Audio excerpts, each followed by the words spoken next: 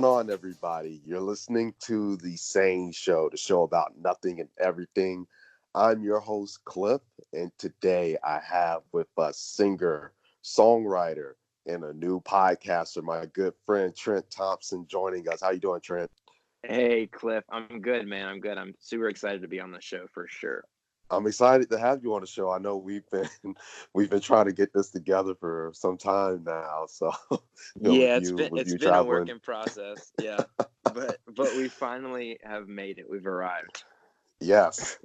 And I honestly, with all the good things happening around the show, I couldn't think of a better time to have a guest like yourself on the same show, especially being as talented as you are. You deserve to be coming on at this time when the show is really starting to take off. So, Man, I appreciate that. You're giving me too much credit for sure, but I appreciate it. always, man, always. Really quick, before we hop into the show, I want to go ahead and do some quick shout outs. I want to shout out to our listeners. Thank you guys for always taking and supporting the same show. Continue to like, share, subscribe. Really means a lot. And your efforts are really showing, and it's helping me and it's helping everybody else on the show as well. If you're listening and you're not following us on social media, be sure to check us out on Instagram and Twitter at sane_show. That's SANE_show. And then you find us on Facebook, The Sane Show. Again, on Facebook, you can find us at The Sane Show. All right, so today we're going to talk about rock music today. We're also going to talk about keeping the faith. And then we're all going to have our interview with Trent so the listeners can get to learn more about you, your music, some of the things you got going on. And also, you get to tell us about your podcast. So Yeah. I'm super excited about that. Let's go ahead and hop into it with our first topic, rock music today. Obviously, you're a musician and that operates within that genre. Couldn't think of a better person to talk to about this than yourself. And when I think about rock music, I listen to a lot of music, and rock music is also included in that. It's interesting to see where the genre is today. Like I told you before the recording, I took and also looked at as far as where the genre had come from. Yeah. And it's just interesting to see how it's changed in the landscape. Like, I guess from your experience as a musician in that genre, what are some of the things that you're seeing right now? It's so cool. I think there's a lot happening with music in general now as humans evolve, as we continue to create, explore, discover. We see in rock music as well, you just see so much more blending of other genres. And so I think whenever I think of just like rock and roll, I always think to classic rock, Led Zeppelin, Queen, stuff like that. But now you think of rock and there are, I mean, genres upon genres of like punk rock, gothic rock, alt rock, garage rock, grunge, hard rock, southern rock. So there's all this stuff happening, but it's cool. I think it's great. I actually didn't really grow up listening to a ton of rock music in general. I Mhm. grew up in my dad's a pastor, so I was very Christian home, listened to mainly Christian music. And so I didn't really even dive into Queen, who I would now consider one of my favorite bands, until about a year and a half ago. And so just kind of seeing the progression and I play drums as well, and I'm out with an artist right now who I would say has some rock vibes, but at the same time I wouldn't also say that he's rock. So it's an interesting time we live in with music and all the blendings of genres. That's very true. And you bring up a very great point when you talk about the blending of genres. I see this time and time again when I have different artists on, whether it be R&B, whether it be rap, whether it be jazz, now rock. I guess country is next. But, Country just, blends like crazy now too. Absolutely. yeah, exactly. And what I've told people is I like to look at music, the various genres of music, and music as a whole, like the color spectrum, right? Mm, You start at one end of the spectrum, and then you see, like, you see the spectrum, and you transition through all your colors. You go from hot to warm, start at a neutral color, go cool to warm, or warm to cool colors, and then you go back to a neutral color. yeah. And but you see how like the colors blend and how it's just a slow transition from the next color to the next color. And so it's just like that with music. And as you were talking, like just so many things were coming up in my head, and like you were literally mentioning things that I was seeing in the articles and the research that I was doing on rock music. And Yeah. I was just like, that is literally, if I could sum it up, what you said is literally like a summary of what I've been reading. Now, here's the thing I'm finding interesting though, because with rock music, one of the things I've noticed, and that's why I talk about when we were before the recording, as far as the amount of bands and musicians that are out now and that are hot now. What they compared it to is that, like with smooth jazz in the 80s, and actually it's crazy that we're talking about this, because when I had a smooth jazz artist on a few episodes ago, and he was talking about in the 80s, smooth jazz was just starting, and jazz was kind of at a low, and smooth jazz Right. was kind of this new thing, but then it began to grow exponentially as it became more widely accepted. So one of the things I saw and noticed was in 2000s and going into the 10s that rock music kind of had a little bit of a decline. All Mm. right. And weren't as, like the people that were doing well, obviously, were your legacy rock bands that Yep. have been out for a while, have an established following. And, some of these newer bands, they were coming and going, you know what I mean? And just in and out, like almost like one hit wonders, the best I can describe it. But what I'm seeing now, and even I hear it in your music, like there's a bit of a resurgence in rock music, and I Yeah. think that really excites me, because again, as a Mm. fan of rock music as well, it's been harder for me to find new bands in the Yeah. last decade. But now we're starting to see, okay, people are the good rock bands and musicians are putting out music now, because they're bringing a different flavor. So what are your thoughts on that? Yeah, I think that music in general, it's people, and so that Hmm. bleeds into everything. And most of us don't stay the same. And so even when we have these rock bands who move in and out of the light, maybe that's just them not knowing how to communicate their changes. Because even some of the bands that I see now, or I hear a record now that's like, oh, this is like rock, whether whatever subcategory it falls into, but it's like, oh, it's gritty, it's punchy, you feel it in your gut. And then the next record is a lot different. Maybe it's a little more pop or indie, but at the same time, I think as an artist, I have more respect to know that not every album's going to be the same, and it shouldn't be the same. If it was the same, then they're not growing as artists and musicians. They're just robots reprogramming their last album to be a little bit different. And also, like, I don't know, I guess culture and society have things to do with that as well, and that's kind of my thoughts on that, I guess. I agree with that, because one of the things that I saw in my research is that there's a lot of parallels as far as rock music and hip hop. And when I sit down and I think about it, I agree, because interestingly enough, you talk about society and rock music's role in that. Rock music has had a huge social impact, Yeah, for especially when sure. you look at the early days, the 60s and the 70s, and the height of the festivals. And Yep. uh, like, so you look at that, and so when we think, fast forward to today, because even when I think about the songs that I listen to, even like I said, even with your music, like I listen, I hear the lyrics, and I'm like, okay, this is something I can get with. you know Yeah. Bypass the instrumentals and all the great production and the voices of the singers, really listening to the message that's being delivered. And when we look at our society and our culture, especially our generation, that's what we long for. So those artists who are Mm, giving the people what they want and are being able to, like you say, deliver their message yeah. the right way, then people are going to listen. And Yeah, and Cliff, I, yeah, I want to jump in because I think that's huge, man. You're talking about 70s, 80s. Those guys were saying something. They were calling people out. They right. were calling systems out. just like hip hop, for sure.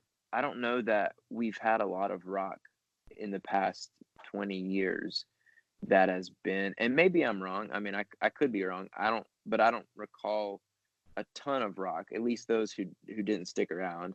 Maybe they just weren't saying anything. And even even in a lot of pop and country, there's still not a lot of mainstream stuff. No one's Right. really saying much about the culture or about things that need to be called out, that needs a light shine on it, because that's going to go against some other big corporations that are funding this stuff. But Hmm.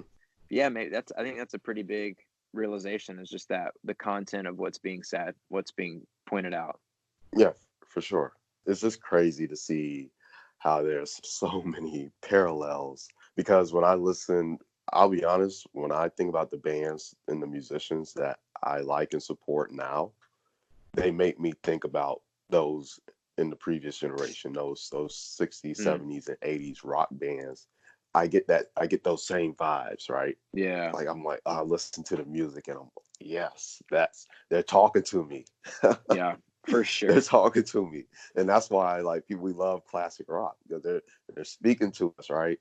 And so Yeah, these the people that that I like to say are getting it right today are the ones that are speaking to us today, because just like we see in society, we go through these cycles and we the political climate and all the stuff that people are going through. Those people who speak to that and who through their art voice their opinions and also voicing the opinions of the people and getting those messages out there, those are yeah, the ones that we end up remembering. It's bigger than music. It's the impact that the music has on the listeners at the end of the yeah, day. yeah, exactly, man. That's huge.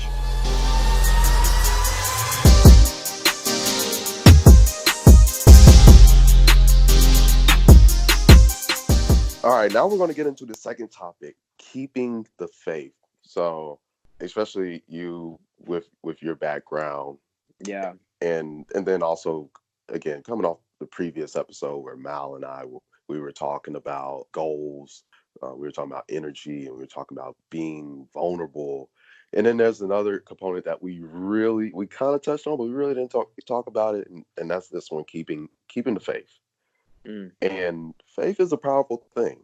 Like yeah, we discussed earlier, you're an artist, you're a musician, and you're very talented. And I know, I'm bragging on you a lot today, but I too mean, much. I look at Yeah, you and I look at what you do, and again, that's why I was like, yeah, I got to talk about it with this guy because he knows all about it. Like you, and even though like you're still climbing your way up, like dude, I know you got strong faith. yeah, I mean, yeah. so I guess give from your perspective, give the listeners a little bit of insight as far as like what that means to you as a musician, and as far as keeping the faith and everything. Yeah, yeah. I'll do just like a quick background on myself, Go ahead. very, very brief. And I mentioned before, my dad is a pastor, and I grew up. He's been a pastor my entire life, Hmm. so I grew up in the church, there every Sunday, every Wednesday, the whole thing, and was a very strong Christian believer all my life. My parents did get a divorce when I was in seventh grade, but I still kept faith then. It was a very hard season. I mean, everything after that was super tough, just with family dynamic. And me and my dad have never been super close in general. So there's been a lot of things working against me alongside of the church and faith. Most people, I think, may have just kind of threw it in the back seat or away a long time ago, but I held on to it. Me and my wife eventually became youth pastors at my dad's church, and I was a worship leader. But about 2 years ago, we transitioned out of that, and I've actually kind of went through a deconstruction of faith, and I've been on the path of recovery and rebuilding what that looks like for me. So even at this point, I wouldn't necessarily consider myself a Christian, which is to say that I don't want the language that comes with it or the theology that comes with that right now, because I don't necessarily have that, but I am still very big on keeping faith. I've always been like a faith filled person. My wife has always said that, because anytime that we're taking a risk on something, I'm the one who's like, it's going to work out. I There promise you you, go. it's going to be good. It's going to work out. It's going to happen. And she's like, well, how do you know? It's like, I just know. I don't know. I feel it. It's a gut thing. This is the right thing. I've Right. always been that way. And even with my faith theologically, I'm doing quotations here because who really gives a shit? But that even that changing, still I'm still believing God, and I'm at a place where you can call it whatever you want, and I'm like, yes, that's it, sure, that's it. But I still have faith and hope, and I feel that I have that inside of me. I have God in me, so I just have that hope in me, and with music and all the things that I'm trying to accomplish, definitely go through waves of doubt like any person who's ever lived. Right. But yeah, I still, it's one of those things. If I feel something like to my core and to my gut, then I'm going to stick with it, and I'm going to continue to say, yeah, there's something here. I don't know what it is, but there's something here that's happening. It's so funny when you say there's something here. I don't know what's happening, but something's going to happen. Literally, I was talking to one of my good friends, and I told him.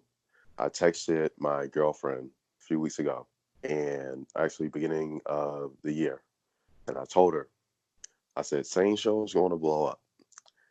I don't know how, but it's going to blow up. Yeah. And now that takes me to my next point, because I listen to a lot of motivational speakers, like Eric Thomas and Earl Nightingale, I don't know, Yeah.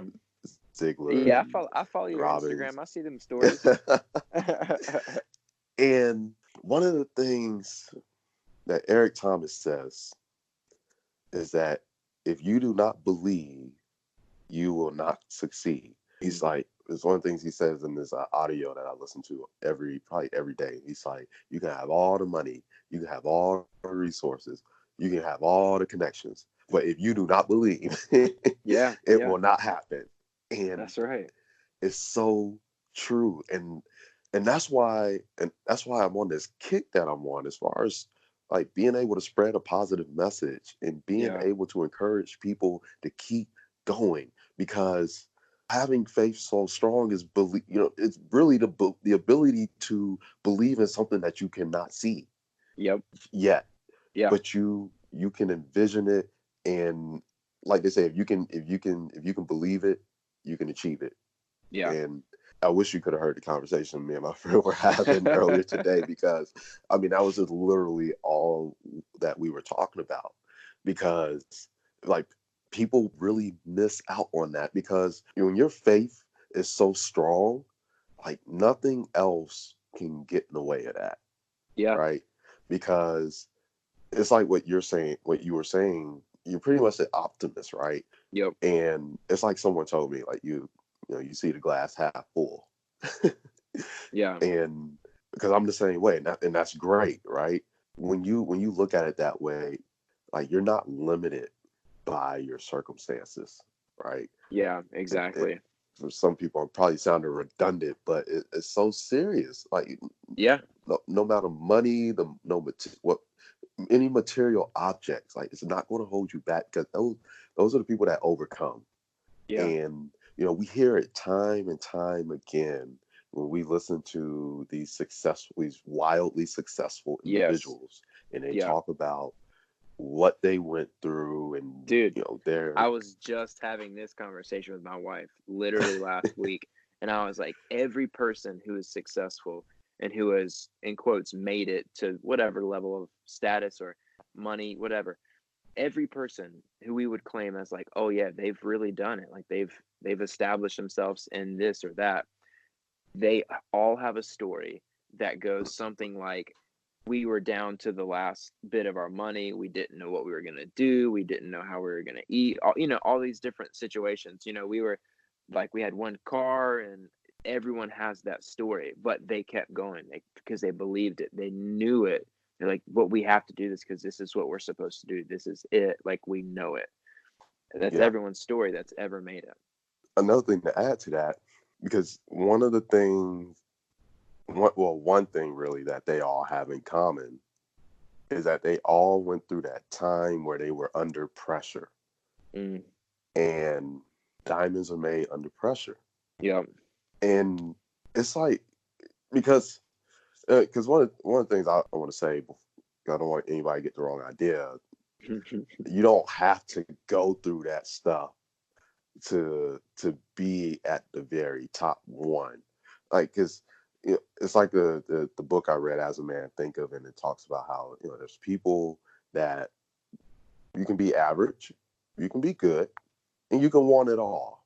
But on each level, there's a requirement as far as how much you have to be willing to give and sacrifice to get whatever that is. Yeah. On top of that, your faith is going to be tested, because the more you seek out, because it's a challenge, right? That's where so your faith is going to have to be even stronger than someone who's seeking average, someone who's seeking good, and strong enough to be that person that wants it all. Because to get it all, it takes a lot. You know what I mean? Like, yeah, absolutely. It takes a lot, and it can take a toll on an individual, because to get it all, you have to go through a whole lot more. And it's really a thing of, you have to put yourself through a lot more than one really wouldn't even dare to probably want to put themselves through. But hey, you're a strong enough person, you have strong enough faith, why not? Yeah, and I think that even shifts in life as well, as your idea of all and wanting it all. Like, at some point I'm thinking, man, I would love to have millions of dollars and travel the world on huge tours doing music and all this stuff. And then I have 3 kids now and a wife, and now I'm like, I don't know if I want to do a lot of traveling. I don't what does all mean? Like, just a 3-bedroom house maybe with a backyard would be great. Like, that sounds really, really nice. It does shift too, even that idea of, because that requires sacrifice. So it's like, at this point, I have my family. How much am I willing to sacrifice to gain certain things, and what do those things even mean that I'm going after? What kind of, am I giving up time with my family to get a bigger house for the family that I never see? Things like that. You got to start wrestling with at some point, if you haven't already gotten where you want, whenever you start bringing people like that into the picture. But that's just me. That's where I'm at. No, I totally understand it. I'm not sure if I said this on the previous recording, but one of the things I've been telling people is like, yo, like, you guys really got to check out this Kevin Hart documentary on Netflix. I saw you post about it, and I haven't watched it yet. I want to. Oh man, it's so great, because to see, like, I'm not even the biggest fan of his comedy, but I respect him as a person. And to see the docuseries, I think it's like 8 episodes. It humanizes him, and you see what he goes through before the scandals. Yeah. And to see how he's weathered the storm, and to still be as successful as he is, like, man, that is a strong person. It teaches you a lot, and that's why I say, like, it's really important. I think it's important, not just for people operating in entertainment, but just people in general, to be able to say, like, to look at that and, like, there's a lot of things that can be learned from that. Because in watching that, not only did I learn a lot, but I'm like, man, I can relate to Kevin Hart on so many levels. Yeah. So I'm a big fan of documentaries. Me and my wife both are, just because of that. I mean, it just that we talk a lot about that, a little bit on our podcast as well, just about humanizing people. Something that we were never really taught growing up, but how, it makes it a lot harder for you to be against someone whenever you humanize them. So, but even that, man, I gotta watch that documentary. Yes, you have to.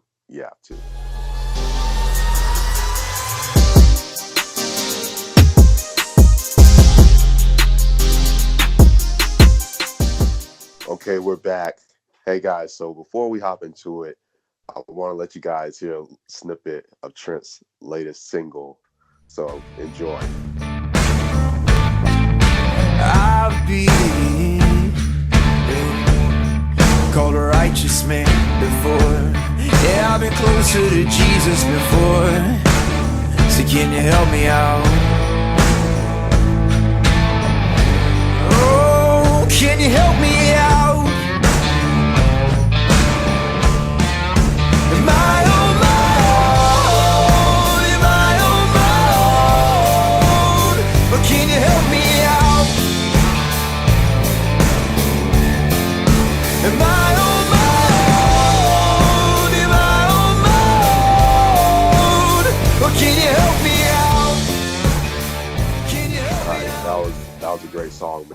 Thank you for sharing that with it. You guys make For sure sure. to go download it. If you can let them know really quick where they can go and find your music and listen to it, so they can keep on not only listen to it but also stay on top of your music and everything that you Yeah. put out. Yeah, for sure. I mean, Spotify, Apple Music, those are the two biggest spots I guess everyone's using. So I'm on there. Trent Thompson is where you'll find it. And then I've got one music video out currently. And depending on when this episode drops, which I'm not sure, but I have another music video that is coming with that latest single. So yeah, check me out on YouTube as well. So I want to go ahead and hop into the interview, let the listeners get to learn a little bit more about you, your music, and also get to talk about the podcast that you and your wife Yep. have now. So my first question to you, who are some of your influences? So I would say that there's a band from Nashville, Tennessee, and they're called Colony House. And they're not like an older band. They're pretty newish. Not super new, but they've been around for a little bit. And these guys, I think, they're one of my biggest influences because when I heard their first record, it was the first time that I actually thought to myself, I really can do this, and I really want to start pursuing music. I'm going to try this thing. And so it has like a special place in my heart. And then they're a killer band. These guys, they just keep coming out with incredible music. So Colony House is one. There's an artist called Wilder Woods, and he's got a little soul to him, a little bit of R&B influence for sure. He's super good. He's part of another band, but his solo stuff is probably one of my favorite with what he does. I'd say two more. Mumford and Sons has always been one of my favorite bands and influenced me a ton with just their style, their writing, even how they've shifted and changed over the years. Just love what they have done and what they do now. They just keep putting out stuff, and I keep loving it. And then the Avett Brothers, who are actually from Concord, North Carolina, so super close to you and I. Man, they're singer-songwriter, grassroots type stuff. I mean, they are killer with rock influence as well. They are legendary. So those are definitely, I think, some of my top. Okay. So obviously we got to hear one of your singles, and you also mentioned that you got a music video coming out soon. So what can we expect from Trent as far as music? Like I'm waiting on an album, EP, something. Well, it's such an interesting time that we're in, Cliff. This now with all the people you're talking to, albums are tough because listeners get bored too quickly. Not to say that if you have a killer record, like, people won't keep listening, because that does happen. I don't know that I'm there yet. I don't know that I'm going to put out a record that's good enough to where people are just like, oh my God, I can't get enough of this. But with what I know currently and trying to get some advice from other artists who are doing pretty well that I know, singles just keep people interested. If I released an EP a couple months ago, it would be way harder for me to keep people engaged. And it comes down to even social media, because we're so reliant on that now. Even in the music industry, it's like, how do you know if an artist is legitimate? You see how many Instagram followers they have, and if they have over 10K, then okay, yeah, they're doing something here, right? And so having something new to come out and to post, having content, is basically what I was told from two. Well, I have a pretty good relationship with a guy who has been in the music business and knows a ton about it, and his sons are actually incredibly famous. And he said, the more content you have, break them up into singles, do all that. So I have one more single that will be coming out from the 5 that I recorded the spring of last year. Once that's released, then I need to record some more music and start getting out there. But I'm on a little bit of a tighter budget than I was last year when I recorded. So things are just getting interesting. Okay. You bring up a good point when you talk about, singles versus albums. And I think episodes ago, gosh, I'm over 50 episodes into the show now, so I used to be able to recall them Yeah. Now, easily. yeah. But I do remember having a conversation with someone, even with the artists that I used to work with and book shows for. Even I'm not even thinking about the recording with the producer, Adam, and we were talking about there's so much noise and music that people cannot help but have very short attention spans. Yeah. And because the floodgates are open, everybody and Yep. their mother and father is producing music and is Yep. wanting to be a rapper, singer of some sort. And it takes up so much space that it makes it hard for us to find good artists like yourself who are putting Yeah. out good content and music worth listening to. So, because I'll be honest, there's a lot of people that send me their music that I know some formal way, and a lot of times I don't listen to it. But Yeah. I've been to one of your shows. You sent me your music. I listened to one single, listened to the other single, listened to the other single. I'm like, man, this music is good. So it's I like if I appreciate do that, that, I man. know that means it's good. Okay. So but I totally agree with you on that one. And after you explaining all of that and just kind of like refreshing my memory, it makes nothing but sense for you to take the approach that you're taking, and definitely a smart way to do it. So, and obviously, Yeah. the right people who are successful, have experience, and can take and point you in the right direction. So, kudos to you on that one. Yeah. Yeah. And albums are expensive.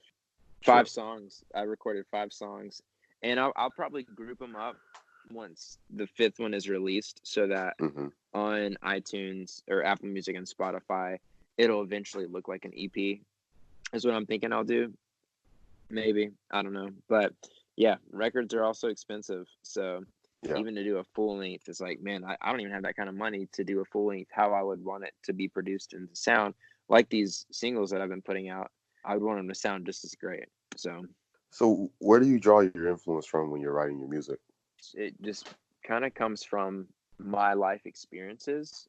I think when the songs that I've been writing lately have been birthed out of pain, a lot of them have been. I'm finding that I process things through writing as well.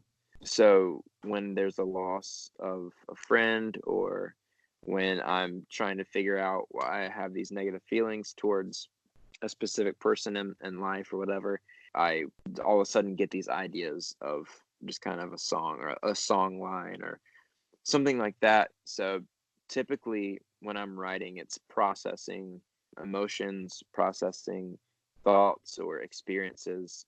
And lately, I've been writing some of my favorite songs. They're a little different sounding. They're not as heavy right now. I mean, they're just on an acoustic guitar, a little more singer-songwriter, but they're, I guess I'm finding out how to write more real as well, more honest, and continually practicing and processing. And so that's lately they've been pain. Lately they've been sorrow and seeing people hurting or feeling my own hurt and pain. And so a lot of sad songs recently that I've been writing that no one's really heard yet. My wife has heard them. But yeah, that's kind of how I go about things right now. Does she listen to your music? She does, man. She either is a really great liar or she genuinely enjoys it, but she says she loves it. And my kids really dig it too, which is awesome. That's That they're dope. not like, oh, cool. I mean, they're super young, but Yeah. I mean, my middle son, he knows like almost all of my songs. He's 3 and he like starts singing them out of the blue at our house sometimes, which is super sweet. It's so cute. So That's dope. yeah, And it's they're super cool. honest too. So Yeah, they dig. And kids will tell sometimes you. exactly, because sometimes Jess, my wife, will be like, "Hey, do you want to listen to Daddy's new song?" And they're like, "No." I'm like, okay, cool. We want to listen to Frozen. Okay, we'll listen to Frozen. Oh, that's so good. That's so good. Yeah. So now for the like this is like a bonus question right here. Yeah, let's go. You and your wife now have a podcast. When I heard about that, I was really excited. I remember when you announced it. Yeah. Tell the listeners, tell me and the listeners about that. I'm always excited to learn about other people's podcasts, especially people Yeah. that I know. Yeah. Yeah. So me and my wife, we have always been just like really great friends. We were super great friends before we dated and all that stuff. And so we genuinely love to spend time together. I say that because I've met people who are like, I don't know if y'all really like to spend time with each other, like couples. I'm like, oh, that's weird. But we just love hanging out. And the more kids we've had and the busier life has gotten, it's been harder to do things together. We used to like do a lot of work together in general. And so we've talked about starting a podcast for probably maybe 2 years now and just never knew what we would want to talk about. It didn't feel like the right timing. And yeah, a couple months ago, I was like, I think this is it. I think we need to just go ahead and start this podcast. And really, what it's about is one, it's for me and her to do something together for fun. We just genuinely love doing that. So that's kind of where it birthed like, okay, it's time. We need to just do this. And then two, it's a space for us to have conversations that are important to us. And we feel like either one should be talked about, and two, maybe other people want to be a part of these conversations, but maybe don't know how or don't have the people in their life to talk to them about. So one of the things that really spawned the, okay, let's pull the trigger, let's start the podcast was we were watching one of our favorite shows, which is called Survivor, CBS Survivor. It's been on for like Yeah. 15 years now or whatever. Mm-hmm. I've applied like 3 times. I want to get on that show so bad, but we love that show, man. And there was a certain situation on there this past season, basically brought up the conversation of the Me Too movement and just women in general women's rights, how they're looked at whenever there is some person that comes out with some sort of sexual abuse story and people negate the story or overshadow her. Oh, well, she's probably crazy or she asked for it. So we start talking about this and we're like, okay, we need to do the podcast. So the podcast is really about conversations about our culture. A big one for us right now because of the season that we're in is a little bit, not big, but a little bit of politics. We don't know a lot, but we just like to have the conversation of humanizing both sides the spectrum. And we are not a fan of how our president has commented on people groups and the words he's used about different races. And so that's another big thing is just having conversations about immigration and segregation and all this different stuff that we're super passionate about. And we don't know everything about either, but we're trying to have those conversations and invite people on to help us have those conversations. And we've already heard back from a handful of people of how some of the episodes have kind of opened their eyes in different areas. We talked about church on the last one with our friend who they're a multi-racial couple and just their experiences within churches in the South and dealing with some of that. That's good stuff, man. Very Yeah. insightful stuff too. Always need those conversations around important things that do what you guys are doing, helping people's eyes and minds and ears Yeah. to those things that are most important. So kudos to you guys. And, I like to officially give you a welcome Yes. Thank to the you. world of podcasting. So, really excited for you all. Really appreciate you, taking time out of your schedule. I know you were actually on the road now. Yeah. and Yeah. But before I let you go, I want you to at least tell the listeners where they can find you on social media, in your music again. And also, let them know where to find your podcast too, so they can, Yeah. check you and your wife out as well. Absolutely, man. So Instagram is the big one for me. That's where I'm the most active in all my social media activity, really. So you can find me at Trenton Joel, but the Trenton is Trenton with an EN. So it's TRENTEN Joel, JOEL. Trenton Joel. Facebook, Trent Thompson. And then my music on Spotify and Apple Music is under Trent Thompson. And then you can find our podcast on the podcast app for Apple or on Spotify. And it's called The Tiny Table because we do not have a regular sized table at our house. We have a child sized table, and that's where we sit and do this podcast every week. So we figured we'd name it that for sure. So that's a clever name. So I like it. Thank you. Well, again, thank you. I really appreciate it. And make sure you guys go check him out. Follow him on social media. Please, please, please go listen to his music. And I'm not just hyping him up because he's a friend of mine, but I genuinely enjoy his music, and he's a very talented individual. So go listen, hit the rewind button if you need to take notes and write it down. So yeah, go check him out. And again, go make sure to follow the SANE Show and keep liking, subscribing, commenting, sharing, all the above, and keep spreading the word about the SANE Show. There's some big things to come soon. Yes, so come on. until next time, you're listening to the SANE Show, the show about nothing and everything. And until next time, we're out.